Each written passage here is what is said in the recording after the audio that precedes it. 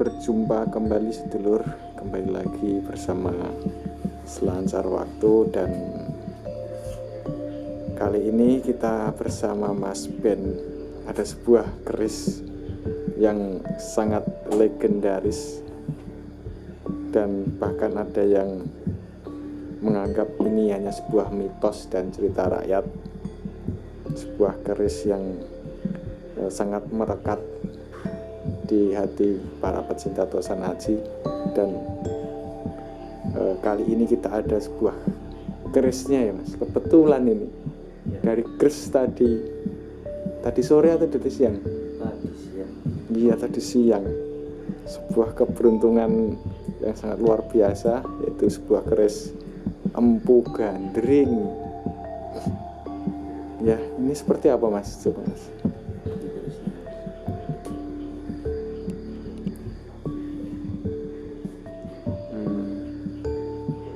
Nanti kita akan berbicara atau ngobrol banyak mengenai keris unik ini yang gedirnya juga lain daripada yang lain.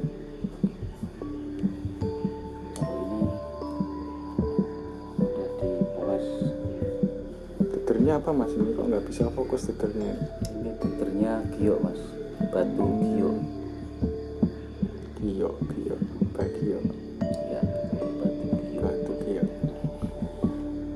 Sebuah keris zaman Empu Gandring. Itu gimana Mas, keris Empu Gandring ini kalau menurut Mas Ben itu? Ya, untuk Empu Gandring itu wujudnya sebenarnya masih dipertanyakan. Yang jelas Empu Gandring itu zaman Singosari. Iya betul, zaman Singosari. Ya mungkin jenisnya seperti inilah. Ya, jadi mungkin jenis besinya, jenis bidangnya. Keris-keris dengan tangguh yang sama itu kayak Majapahit, mempunyai ciri-ciri yang hampir sama.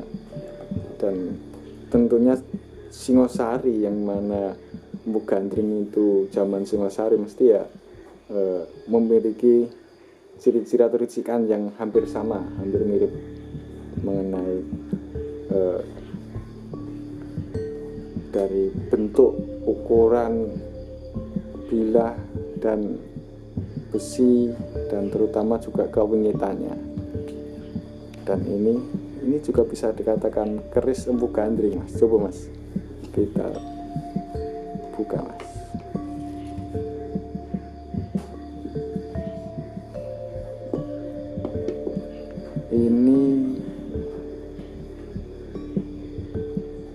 Ini dia penampakan keris Empu Gandring lor.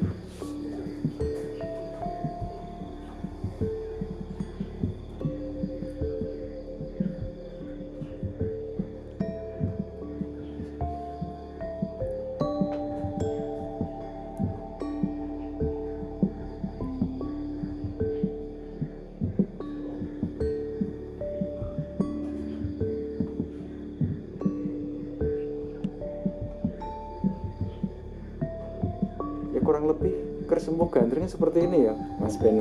Kurang lebih seperti ini barangnya, soalnya keris Empu Gandring sendiri juga keris yang belum jadi. Mungkin ya jadi kurang sempurna, tapi ini besinya juga lumayan padat, walaupun korosi layak ini masih tebal. Dan ciri khas keris di era Singosari Empu Gandring itu ya besi-besinya seperti ini. Dan bentuk bilahnya ya Mas, Bentuk bilah hampir sama ya, demes banget ya. Rata-rata hampir porsinya seperti ini. Kalau Majapahit kan lebih kecil biasanya bilahnya ya, bilahnya. Kalau ini lumayan demes tenang. Dan ini juga walaupun korosi, tapi korosinya padat Mas, jadi tidak ini Mas, berlubang-lubang.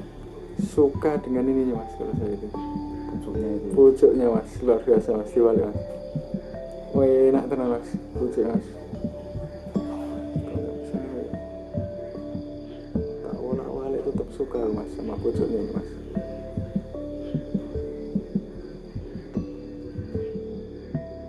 Paling Mas, kok iso ini pucuknya ya? tapi ya masih utuh mas ini ya. Untuk tusuknya, tapi ya korosinya ya nggak begitu parah sebenarnya, masih sangat layak dikoleksi. Dan ini dapat tadi siang. Ini ceritanya warisannya yang Ya. di lokasi mbah siapa itu nggak tahu, yang diwariskan nggak kuat, sakit-sakitan, terus dibawa ke dukun, dititipkan, titip dukunnya nggak kuat, dimaharkan ke saya. Ya udah, sih iklan mobil lewat sih.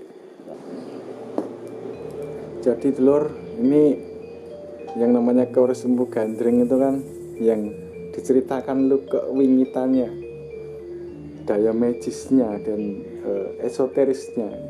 Jadi ini keris zaman Singosari ya seperti ini, mesti mempunyai esoterik yang kuat ya mas, kalau bisa yang merasakannya mas. Iya, ini energinya sangat besar sekali dan lumayan panas. Makanya ini dikasih detergio agar buat meredam aura panasnya. Saya juga pegang tadi enak karena ini gioknya ini mas, netral jadinya ini. Detergio ini lumayan berat.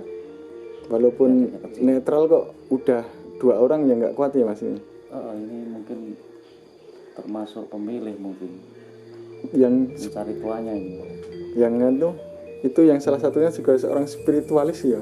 Iya, ini dulunya terakhir dibawa tadi siang itu dibawa dukun, dan dukunnya nggak kuat, dimaharkan. Nggak cocok mungkin ya. Ya, energinya mungkin ya. nggak cocok, nggak sinkron di.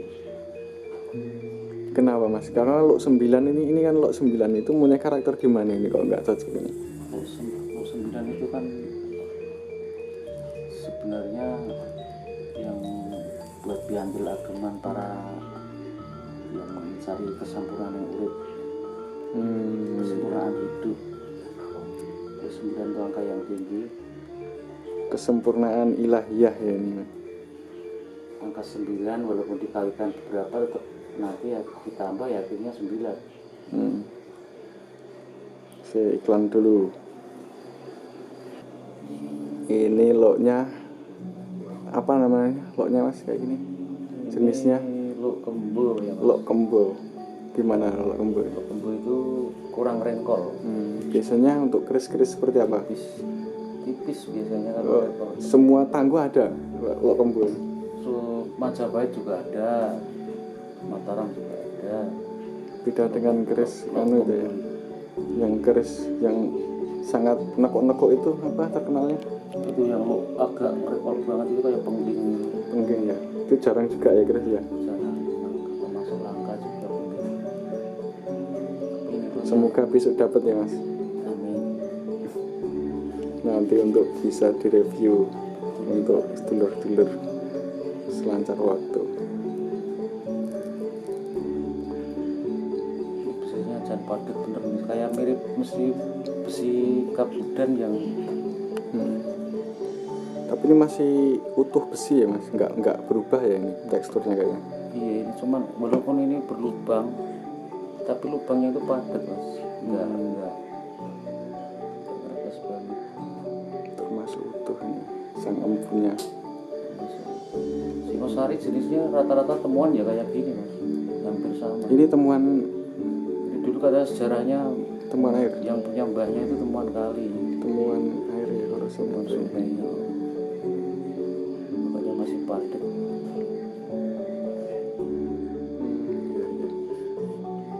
Dan fiturnya juga sangat bagus. Ini termasuk langka loh mas, soalnya biasanya kan koleksinya Mas Ben yang Singosari itu udah nggak utuh gitu loh. Ada beberapa keris kan mungkin ya. Ini boxinya juga utuh mas, dalamnya kalau dibuka Boxinya boxinya utuh. kotak atau bunder ini tadi? Ini bulat kalau nggak salah. Tapi belum dibuka ya. Mungkin karena korosi, tadinya kotak juga bisa, saking korosinya. Tapi utuh, masih panjangnya standar.